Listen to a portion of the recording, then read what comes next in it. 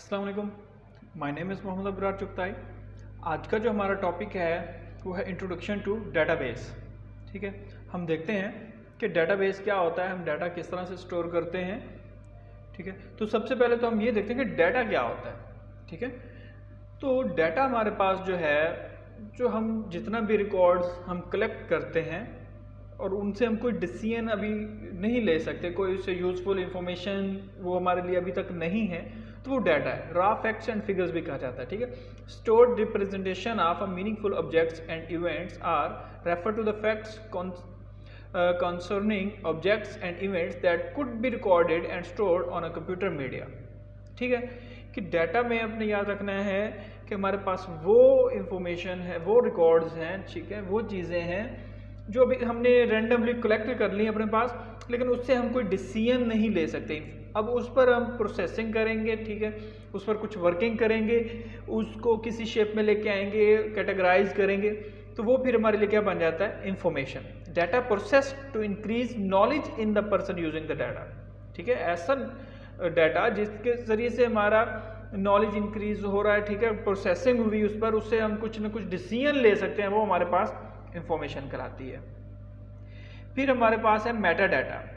Meta data क्या होता है, इसको डाटा अबाउट डाटा भी कहते हैं। ठीक है, data that describes the properties and context of the user data. उस डाटा के फर्दर जो हमारे पास डिस्क्रिप्शन होती है उसको मेटा डाटा कहते हैं। अभी यहाँ पर हम एक एग्जांपल देखते हैं। आपने क्या किया कि बहुत सारे एक्सपेरिमेंट्स किए और उनके रिजल्ट्स नोट कर लिए, ठीक है, और एक पेज पर सारे रिजल्ट्स नोट कर लिए। तो अभी ये क्या आपके पास ये उन रिजल्ट्स का डाटा है, ठीक है ना, उन एक्सपेरिमेंट्स का। अब इस पर क्या करते हैं, आप उस पर फर्दर प्रोसेसिंग करते हैं, वर्किंग करते हैं, और उसमें से कुछ ना कुछ डिसीजंस लेते हैं कि अगर ये वैल्यूज़ इतनी आ रही हैं, ठीक है, या इससे इसके दरमियान आ रही हैं तो उसका ये मतलब है, ठीक है, और इससे इस रेंज में आ रही है तो उसका ये मतलब है। तो अब जो उस पर आपने फर्दर प्रोसेसिंग की और फिर जो रिजल्ट्स आपने वहाँ से निकाले वो आपकी इंफॉर्मेशन है। ठीक है, डाटा और इंफॉर्मेशन में ये थोड़ा सा फ़र्क होता है कि आपने बस डाटा कलेक्ट करके रखते गए अपने पास, तो ये क्या होता है, डाटा। तो इसी तरह ये डाटा जहाँ पर हम रखते हैं वो क्या कहलाती है, डेटाबेस। ठीक है, तो हम देखते हैं कि डेटाबेस क्या है। Database is an organized collection of the data, कि हम उस डाटा को ऑर्गेनाइज करके अपने पास रख लेते हैं, तो वो क्या है, database. So that it can be easily accessed and managed, तो हम उस डाटा को इजीली एक्सेस कर सकें और मैनेज कर सकें। You can organize data into tables, rows, columns and index it to make it easier to find relevant information. हम उस डाटा को क्या कर सकते हैं, ऑर्गेनाइज कर सकते हैं, ताकि हम उसको उससे के ज़रिए से कोई इंफॉर्मेशन हमने फाइंड करनी है तो इजीली हम फाइंड कर सकें। किन सूरतों में हम इसको ऑर्गेनाइज कर सकते हैं, टेबल्स में, रोज, कॉलम्स, ये हमारे पास इसमें टर्म्स होती हैं डेटाबेस में। तो यहाँ पर देखें, यहाँ पर हमें डाटा डिस्प्ले हो रहा है किसी भी चीज़ का, तो ये अब हमारे पास क्या है, कोई एक टेबल की शेप में डिस्प्ले हो रहा है। ठीक है, नेम, आईडी, मेजर, जीपीए, ठीक है। तो डेटाबेस में इस तरह से डाटा हमारा स्टोर होता है। सपोज किसी स्टूडेंट का है, ठीक है, तो नेम क्या है, ये कॉलम है, आईडी क्या है, कॉलम है, मेजर क्या है, कॉलम, जीपीए क्या है, कॉलम। और जो एक स्टूडेंट का डाटा है, ठीक है, एक ही स्टूडेंट का नेम, आईडी, मेजर, जीपीए, ये क्या होती है हमारे पास, रो। और ये जो सारा डाटा डिस्प्ले हो रहा है ये क्या है हमारे पास, टेबल। ठीक है, उसके बाद हम देखते हैं कि मेटा डाटा। अब देखें, नेम, ठीक है, नेम के आगे क्या है, उसकी टाइप, कि नेम जो है वो किस टाइप का डाटा उसमें स्टोर हो रहा है नेम के अंदर। ठीक है, नंबर्स आ रहे हैं उसके अंदर या कोई टेक्स्ट उसमें स्टोर करवाना है, और फिर उस टेक्स्ट की या जो भी डाटा है उसकी लेंथ कितनी होगी, कि नेम है तो कितनी लेंथ का नेम होगा। ठीक है, फिर डिस्क्रिप्शन दी हुई है, सोर्स दिया हुआ कहाँ से लिया, ठीक है, सेक्शन क्या होगा, इंटीजर, ये डेटाबेस में टर्म डाटा टाइप्स होती हैं अल्फा न्यूमेरिक कोर्स में, ठीक है, कोर्स अल्फा न्यूमेरिक कुछ भी आ सकता है उसमें, और सेक्शन क्या है उसमें इंटीजर 1 2 3 इस तरह का डाटा आ सकता है, ठीक है। तो ये इस तरह जीपी डेसिमल के पॉइंट्स में आ सकती है। तो ये जो यहाँ पर सारी इंफॉर्मेशन है ये क्या है, उसका मेटा डाटा, ठीक है।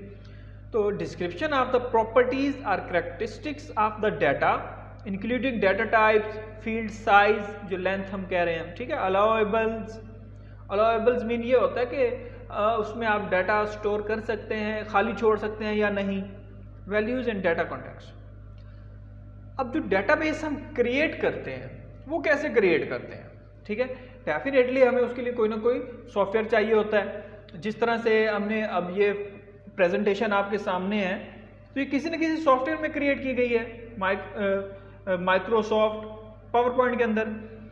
इसी तरह डाटाबेस भी हम किसी न किसी सॉफ्टवेयर के जरिए से क्रिएट करते हैं और उसको क्या बोलते हैं, डाटाबेस मैनेजमेंट सिस्टम, DBMS, ठीक है। अब DBMS क्या है, ऐसा सॉफ्टवेयर है जो हम डाटाबेस को क्रिएट करने के लिए और मेंटेन करने के लिए हम यूज करते हैं। और software system that is used to create, maintain and provide controlled access to the user of the database. Controlled access mean कि किस यूजर को एक्सेस कहां तक हमने देनी है, किस किस्म का डाटा एक यूजर देख सकता है। हर तरह का डाटा हर यूजर को हम नहीं दिखाते, ठीक है। ये डिपेंड करता है। अब एडमिन है, मैनेजर है तो हर तरह का डाटा देख सकता है, तो एम्प्लॉय है तो वो सिलेक्टेड डाटा देख सकता है कि इस तरह का डाटा ये देख सकता है और इस किस्म का डाटा ये एक्सेस नहीं कर सकता। Database application program, a computer program that interacts with the database bye issuing an appropriate request, ठीक है। जो हमारे पास एप्लीकेशन प्रोग्राम है, डेटाबेस प्रोग्राम, ठीक है, कि मतलब ऐसा हमारे पास कुछ सॉफ्टवेयर है जो डेटाबेस बनी हुई है उसको यूज कर रहे हैं, मतलब तो वो क्या है, हमारे पास ऐसा सॉफ्टवेयर होता है जो उस डेटाबेस को एक्सेस कर रहा होता है। DBMS के अंदर हम क्या करते हैं, डेटाबेस को क्रिएट करते हैं, मैनेज करते हैं, ठीक है। और हमारे पास कोई ना कोई सॉफ्टवेयर ऐसा जो डेटाबेस एप्लीकेशन जिसको हम कहेंगे, कोई ना कोई हमारे पास ऐसा सॉफ्टवेयर होगा जो उस डेटाबेस के साथ लिंक होगा और हम उस फ्रंट एंड से क्या करेंगे, उस डेटाबेस को एक्सेस कर रहे होंगे। जिस तरह फेसबुक है, अब फेसबुक का जो डाटा है, आपके मैसेजेस हैं, ये जितना भी आपका डाटा प्रोफाइल है वो पीछे डेटाबेस में स्टोर हो रही है और फ्रंट एंड पर आपके पास क्या है, वेबसाइट है, ठीक है। हम उस वेबसाइट को क्या कह सकते हैं, डेटाबेस एप्लीकेशन या एप्लीकेशन प्रोग्राम, ठीक है।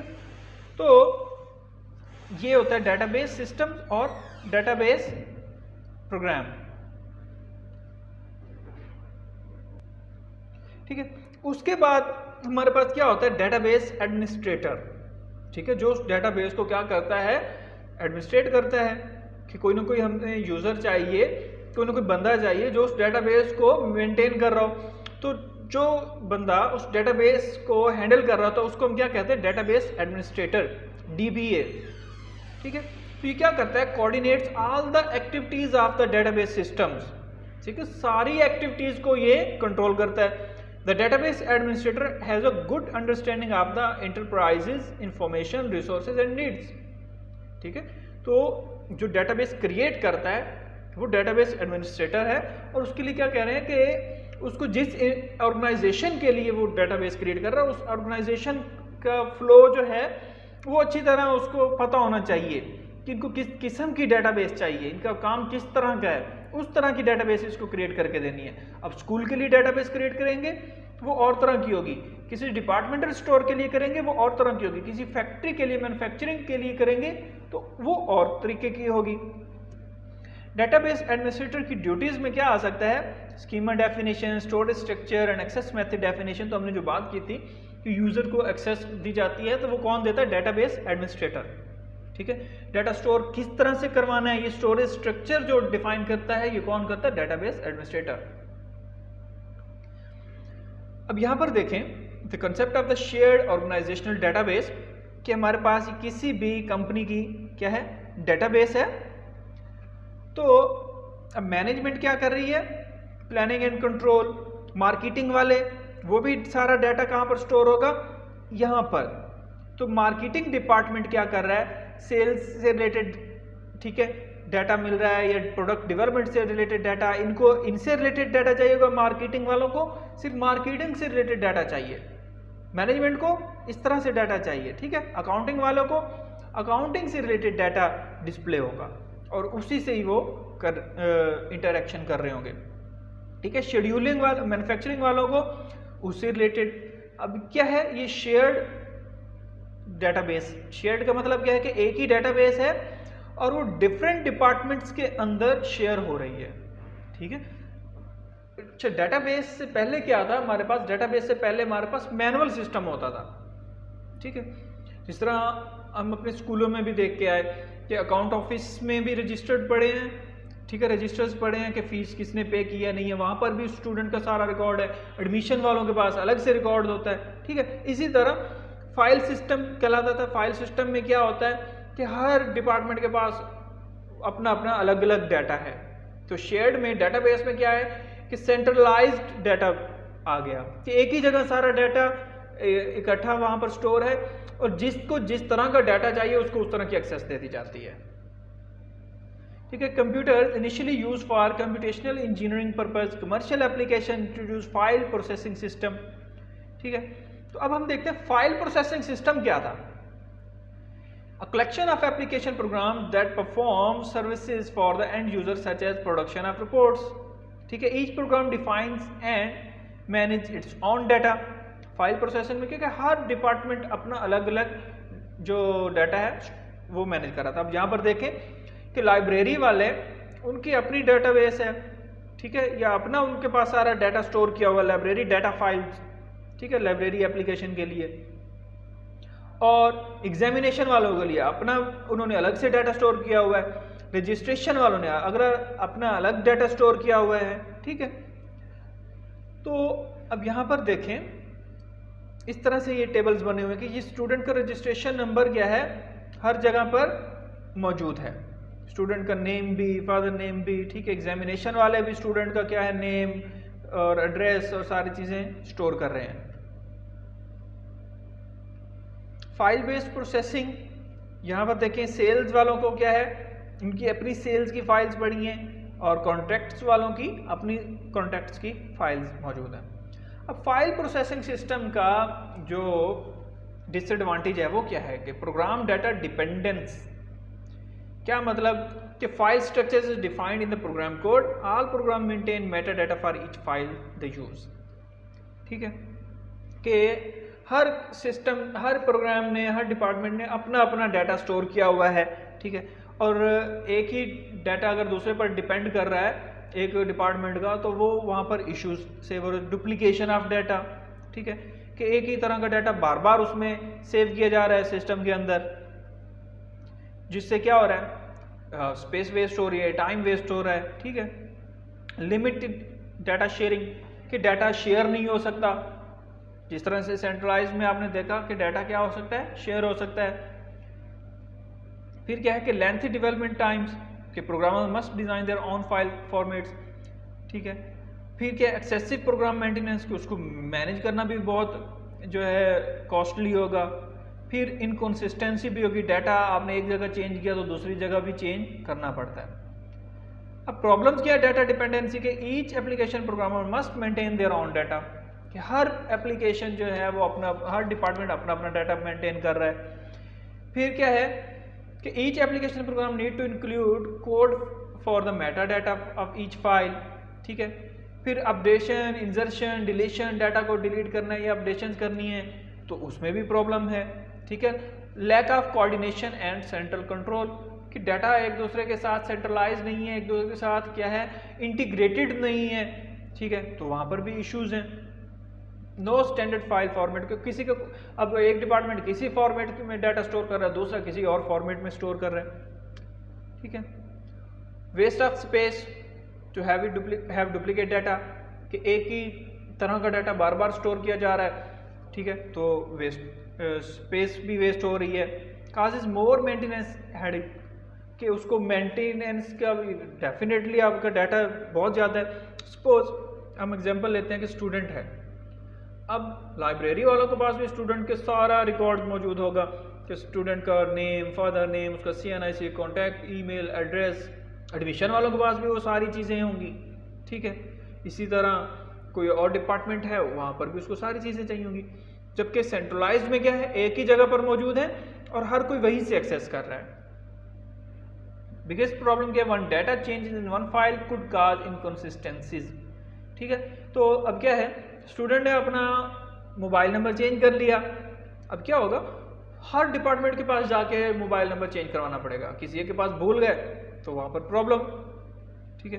तो सेंट्रलाइज में डेटाबेस में क्या हुआ कि एक ही जगह पर आपने उसका रिकॉर्ड चेंज किया तो हर किसी के पास उसकी एक्सेस है, तो हर किसी को अपडेटेड डाटा मिलेगा। अब डाटा रिडंडेंसी क्या होती है, वेस्ट ऑफ स्पेस। अच्छा ठीक है, तो इस चीज़ को ख़त्म करने के लिए आपके पास क्या आया, डाटा रिडंडेंसी में क्या आता है हमने पढ़ लिया, ठीक है।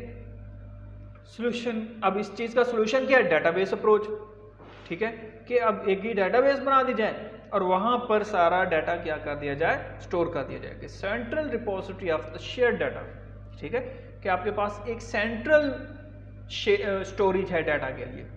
Data is manage by the controlling agents, ठीक है, stored in the standardized convenient form. एक हमारे पास डाटा को स्टोर करने का एक फॉर्मेट सेट किया हुआ है कि हमने डाटा इस फॉर्मेट में सारा स्टोर करना है। सपोज CNIC है, कहीं पर वो डैशेस के साथ स्टोर हो रहा है, कहीं पर बगैर डैशेस के साथ स्टोर हो रहा है, ठीक है। उसके बाद क्या है, this requires the database management system, ठीक है। तो उसके लिए आपको क्या चाहिए, डाटाबेस मैनेजमेंट सिस्टम, तो DBMS जो हमने पहले डिस्कस किया है। अब डाटाबेस अप्रोच के एडवांटेजेस क्या हैं, ठीक है। अब देखें, यहाँ पर एग्जांपल देखें, हमारे पास लाइब्रेरी है, एग्जामिनेशन है और रजिस्ट्रेशन। तो ये हर एक कहाँ से डाटा ले रहा है, डाटाबेस सिस्टम से। एक ही सेंट्रल जगह पर डाटा स्टोर है, हर कोई वहीं से एक्सेस कर रहा है, ठीक है। तो डाटा शेयरिंग एक तो इसका एडवांटेज ये हो गया।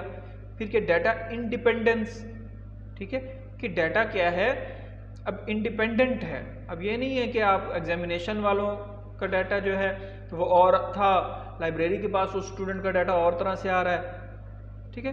कंट्रोल रिडंडेंसी, कि डाटा जो है उसमें डुप्लीकेशंस नहीं है, एक ही जगह आ गया, ठीक है। बेटर डाटा इंटेग्रिटी, कि हमारा डाटा जो है वो एक बेटर वे में मैनेज हो रहा है, ठीक है। तो ये था आज का हमारा इंट्रोडक्शन कि डेटाबेसेस क्या होती हैं, ठीक है। उम्मीद है आप लोगों को कुछ कंसेप्ट आ गया होगा कि डेटाबेस किस तरह से वर्क कर रही होती है, उसमें क्या क्या चीज़ें होती हैं। नेक्स्ट लेक्चर में हम एक डेटाबेस क्रिएट करके भी देखेंगे। तो आज के लेक्चर के लिए इतना ही, अल्लाह हाफिज़।